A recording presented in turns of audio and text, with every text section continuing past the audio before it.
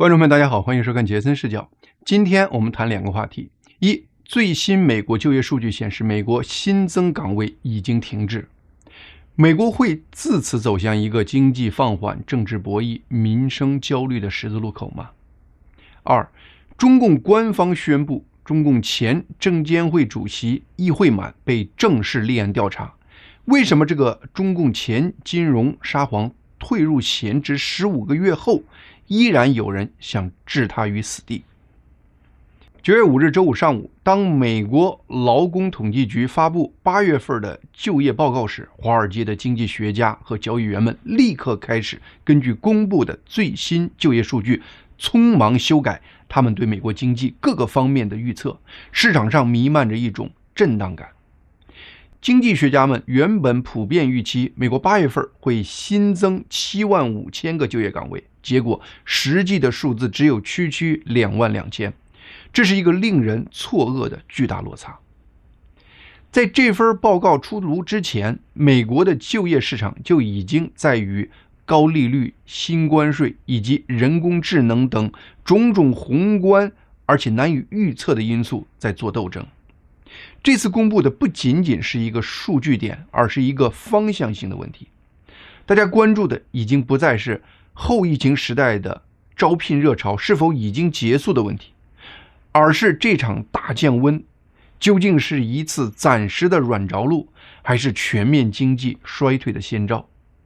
这些数据所揭示的，除了是一个正在急速降温的劳工市场外，是否还酝酿着一场政治风暴？这一切都会给无数普通人的命运带来巨大的不确定性。下面我们先分析和解读一下公布的数据和它们背后的真实含义，然后对比历史，我们来客观评估一下美国当前就业危机的程度。接着我们一起探讨一下导致美国经济放缓的原因，包括人工智能的影响等。最后我们分析一下这个数据可能引发什么样的美联储政策、金融市场和政治格局的连锁反应。美国劳工统计局这份就业报告除了显示我们前面提到的美国8月份新增就业岗位远低于经济学家的普遍预测外，最令人震惊的消息来自对此前几个月的就业数据的修正，特别是对6月份数据的修正。这个修正把最初报告的微弱增长14000个岗位修正为净减少了13000个岗位，这是自2020年12月疫情危机最深重时期以来，美国首次出现月度就业岗位流失。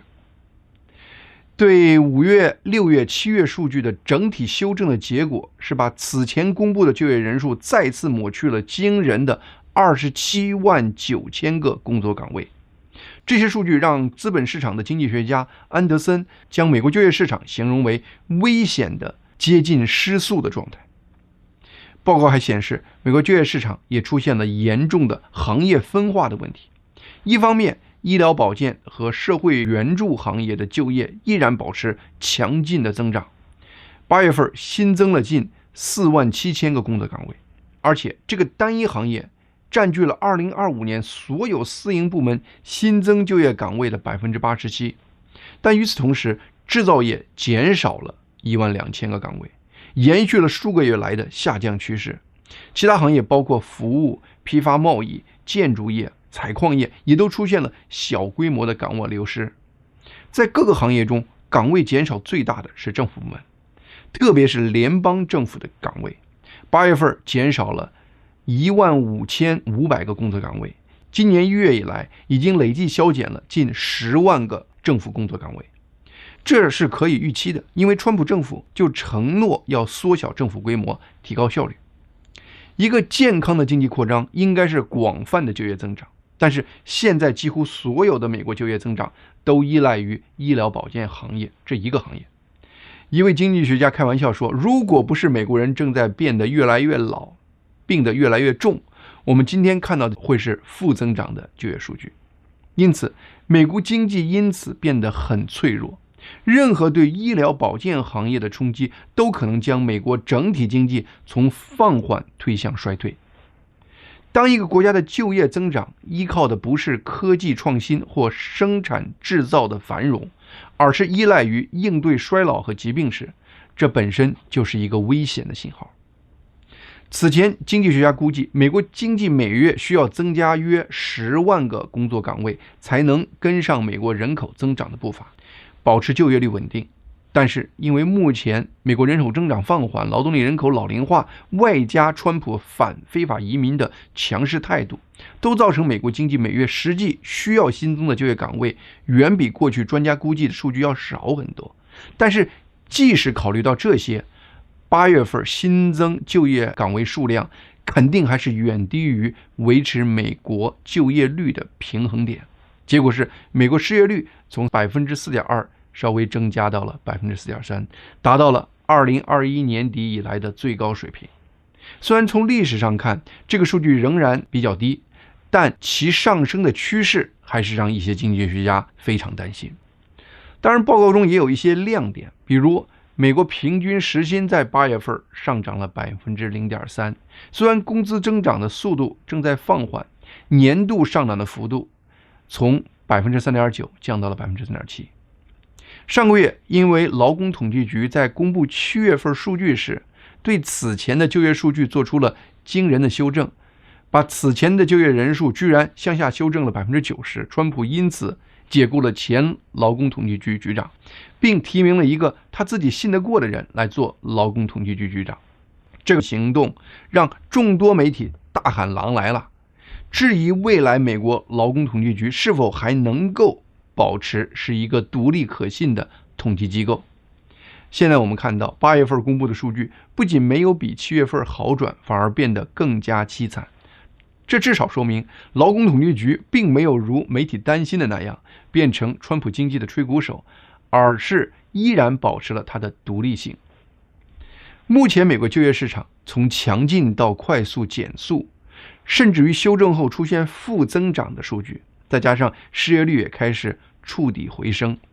这些趋势都和2001年和2007年美国经济衰退前的就业模式惊人的相似。虽然目前 4.3% 的绝对失业率在美国历史上还是属于健康水平，但是用这个数据来决定经济的健康程度可能有误导性。美国历史上衰退的开始并非由特定的失业率定义的，而是由经济活动的持续下滑来界定的。在2001年和2007年那2次衰退开始时，美国失业率也相对较低，分别是 4.3% 和 5%。当时关键的经济信号是从持续的就业增长转向停滞，然后就是就业流失这方面展现出来的。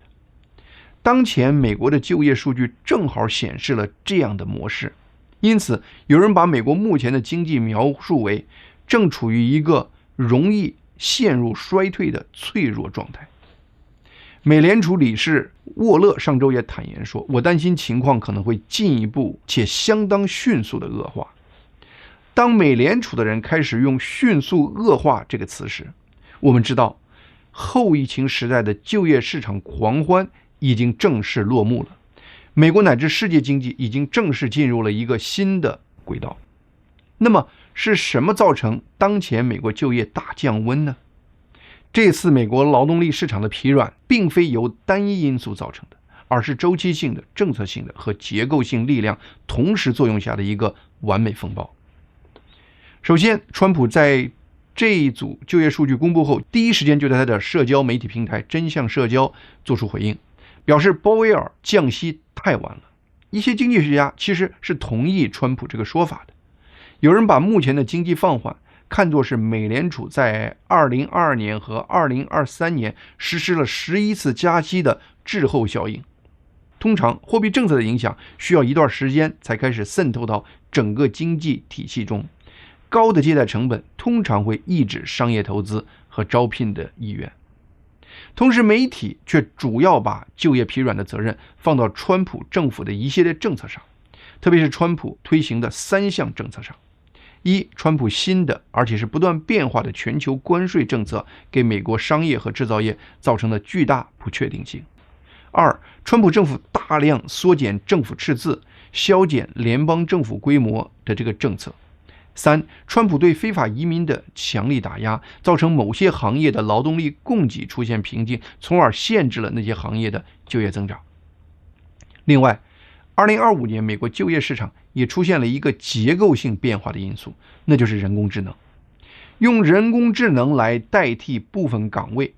这已经从一个未来主义的讨论话题，在2025年正式演变为影响当前招聘市场的现实因素。这个因素对就业市场的影响没有体现在大规模裁员上，而是通过改变企业的招聘意愿来展现出来的。高盛银行的研究表明，人工智能已经导致特定行业的就业增长放缓，如市场营销、平面设计和行政知识等。这些领域通常是年轻白领职业生涯的起点。斯坦福大学的一项研究证明，人工智能对年轻人就业的冲击尤为严重。从2022年底到2025年中，在最受人工智能影响的职业中，20至25岁年轻人的就业率下降了 6%， 而年龄较大的人的就业率则上升了 6% 到 9%。这表明人工智能正在不成比例地取代入门级职位。另外，麦肯锡和世界经济论坛的报告也揭示，企业并非简单地用 AI 取代员工，而是进入了一个战略重新评估的阶段。他们正在暂停某些职位的招聘，以便重新设计工作流程，并对现有员工进行再培训，以适应新的技术。这种暂停直接表现为疲软的招聘数据。世界经济论坛的报告还显示，企业非常渴望大量采用人工智能，但是他们面临的最大的障碍是现有企业雇员缺乏相关技能。这导致了 77% 到 85% 的企业把重点放在对现有员工进行技能培训，以提高他们的工作效率，而不是大规模招聘新的人才。这也解释了为什么在企业大力投资技术的同时，职位空缺却在减少。人工智能正成为针对年轻入门级白领的招聘抑制剂，而不是引发波及所有人的大规模裁员潮。因此，人工智能给就业市场带来的冲击比大规模裁员更具隐蔽性。它虽然不会立即导致整体失业率飙升，但它却可能会损害整整一代人的长期职业发展轨迹。那么，美国就业市场停滞对美国经济、金融市场和你的钱包又意味着什么呢？9月5日公布的这组就业数据，目前在整个经济和金融体系中已经开始引发连锁反应。很多专家认为，这组数据基本上终结了美联储关于是否降息的讨论。它提供了美联储需要的劳动力市场恶化的再明确不过的证据，为美联储未来进入降息轨道提供了充分的理由。华尔街普遍认为，在9月份美联储会议上，降息的概率是100%，并预计到2025年底可能还会有2次降息。另外，8月份的就业数据印证了川普过去几个月不断呼吁美联储降息的说法是对的，这让美联储和鲍威尔都处于一个很被动的位置。现在大家都看清楚了，在鲍威尔对抗川普坚决不降息的这几个月，美国的劳动力市场其实已经在全面恶化了。美联储9月份的降息不再是鲍威尔富有远见的为维护美国经济繁荣的主动行为，而再次变成他对已经发生的经济危机的被迫迟缓回应。这和他3年前推迟美联储升息，从而让美国通胀一度失控的经历神似。而华尔街对这组数据的反应就显得非常精神分裂。一方面，华尔街交易员遵循那个奇怪的交易逻辑，就是坏消息就是好消息。因为就业停滞虽然是个坏消息，但美联储因此会降息，那就把坏消息变成了好消息。但另一方面，这么糟糕的就业数据又让华尔街内心夹杂着深层的不安。因此9月5日数据公布后，美国股市出现摇摆不定的状态。报告发布后，股市最初因衰退担忧而下跌，但很快投资者开始期望美联储将降息以刺激经济，主要股指一度反弹至新高。然而，这种乐观情绪未能持续，随着投资者努力权衡经济放缓对企业盈利的实际影响，股市最终收跌。这种波动暗示目前美国股市正处于一个危险的平衡点。他希望经济放缓的程度足以促使美联储降息，但又不能严重到导致企业盈利崩溃或经济衰退。这个平衡点能真正实现的可能性非常低。美国债券市场释放的信号就非常明确了。美联储100%会降息这个共识，让美国国债收益率大幅下跌，2年期和10年期国债收益率均跌至数月来的最低点。这是市场经典的避险行为，清楚表明债券市场正在压住美国经济从此将走弱和美国利率从此再开始下降这样的轨道。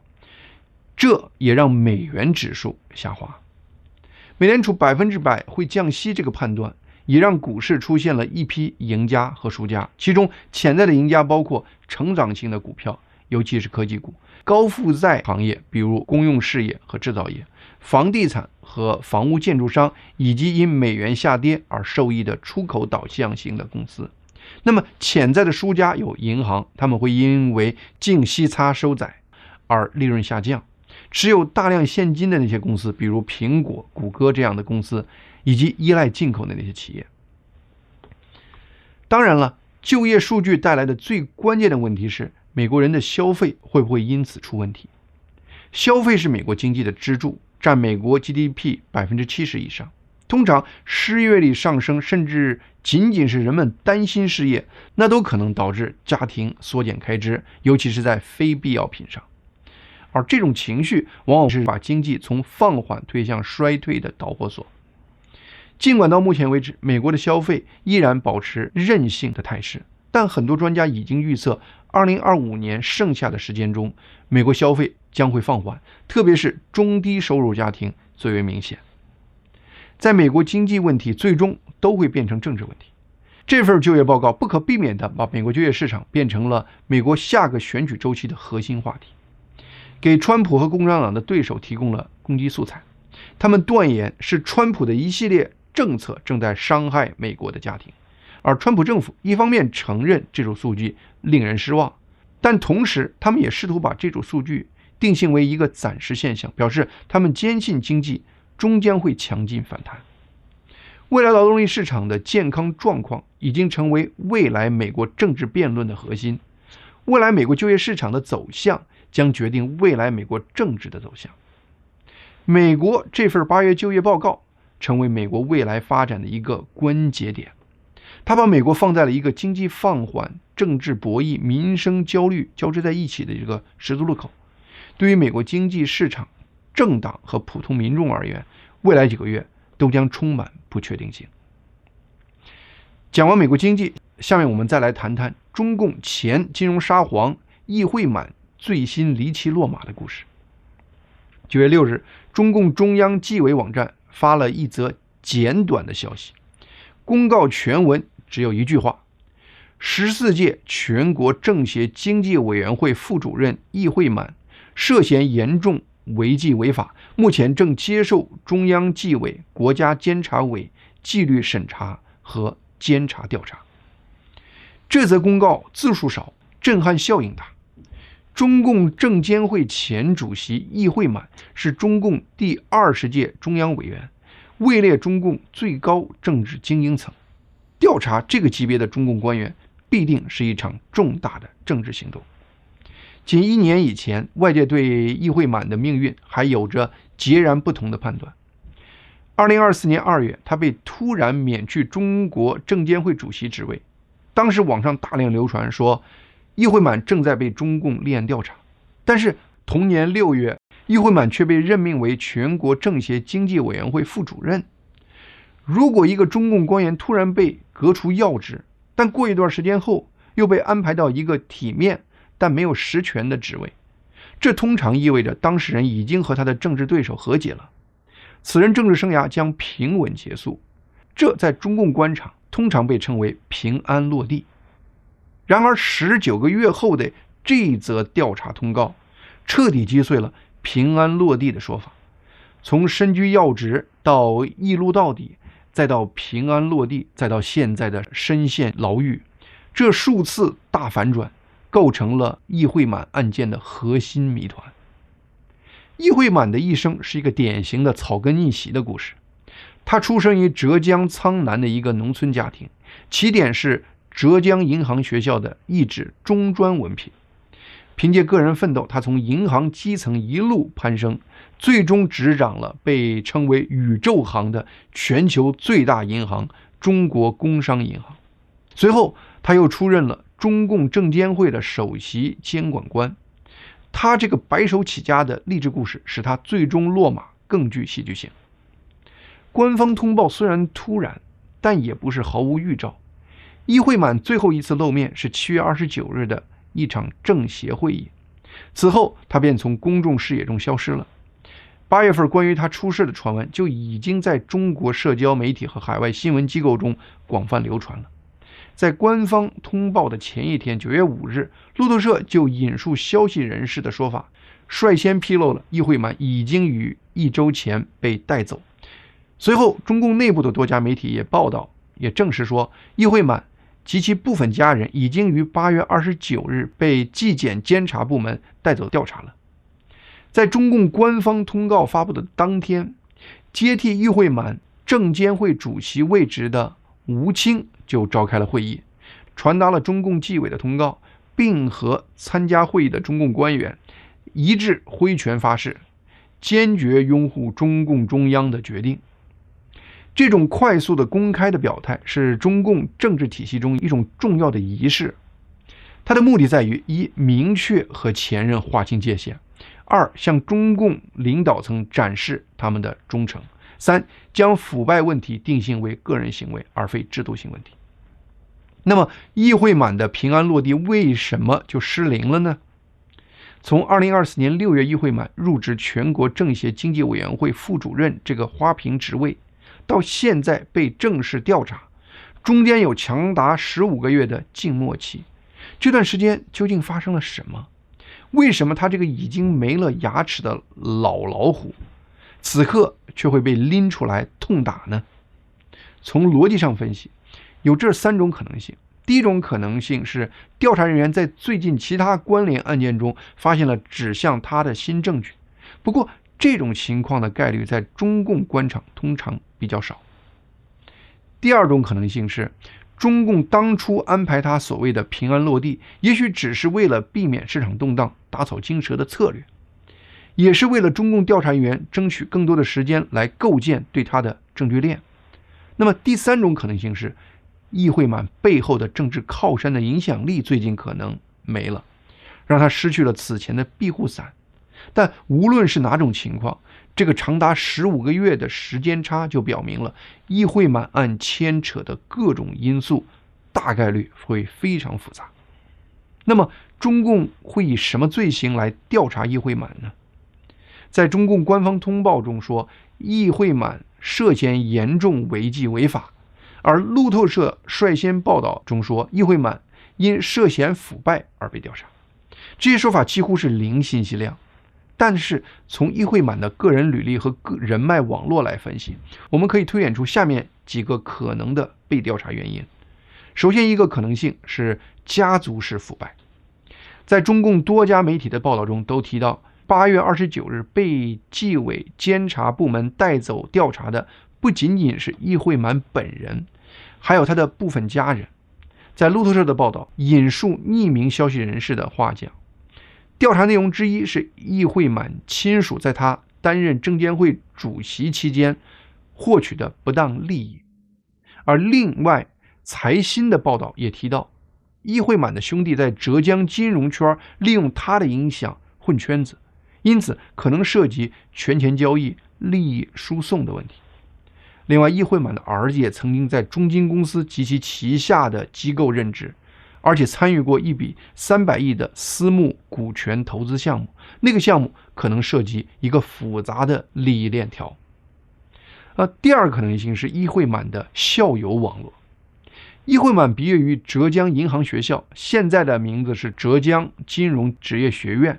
虽然这个学校原身是一个不起眼的职业中专，但他在浙江却有着一个非常响亮的名号，叫金融黄埔军校。他曾是直属于中国人民银行总行的国家级重点中专，这使他在中共金融体系内拥有超乎寻常的影响力。浙江乃至中共国的金融系统的很多中高层官员都来自这个中专，而这也正是易会满职业生涯和人脉网络的起点。后来易会满也成为这个校友网络的核心。在易会满落马之前，他这个校友关系网已经有多个关键人物相继被查。例如被查的人中有一个是易会满的学长，叫楼文龙。此人从浙江银行学校毕业后曾留校任教，后来入学的易会满在学校就读城市金融专业时，楼文龙就是这个教研室的负责人。楼文龙后来官至中国农业银行副行长。2025年8月，就在易会满被带走的前几天，楼文龙因受贿8451万余元而被判处无期徒刑。还有一个叫沈荣勤的，他和易会满是浙江银行学校1984届的校友，还曾经是易会满在工行浙江分行的同事。沈荣勤后来官至工行浙江分行行长，是易会满在浙江大本营的嫡系。沈荣勤今年5月被正式调查，他的落马被视为中共对易会满浙江派系的打击。还有一个叫林鹏的，他是易会满在浙江银行学校的学弟，也是易会满温州苍南同乡。有消息称，林鹏在农业银行的职业晋升就是得益于易会满的举荐。这个林鹏也是今年4月份开始被查的。这一系列案件呈现出一个清晰的剪裙边式的调查路径，他们在时间上紧密相连，在关系上都指向易会满。第三个可能性是易会满和他的工行旧部的瓜葛，以及他在证监会任期内的监管问题。易会满的职业生涯绝大部分时间都在工商银行度过，他在工商银行干了34年，从一名基层员工做到了工行董事长。在他这次被正式调查前，他在工行的多个旧部，特别是他在世俗起点的浙江分行的多个旧部都先行落马了，其中包括我们前面提到的他的校友沈荣勤，也包括他的另一个旧部顾建刚。据说顾建刚被调查的内容可能与易会满在工行负责的资金管理项目有关，涉及数百亿私募资金项目。而且我们前面提到易会满的儿子也和顾建刚在工行和中金公司有交集，暗示其中相当复杂的利益链条。易会满担任证监会主席的5年，中国 A 股上证指数几乎是原地不动，3000点关口还失守了20次，造成了中国股民对中国股市信任大损失。据说2024年2月他被免去证监会主席职位的消息传出后，中国社交媒体还出现了扼手称庆的景象。另外，习近平抛开脑瓜在2021年11月启动的北京交易所，就是易会满亲手操办的。北京交易所的交易量一度低到被世界当笑话的地步，让习近平也陷入了尴尬的境地。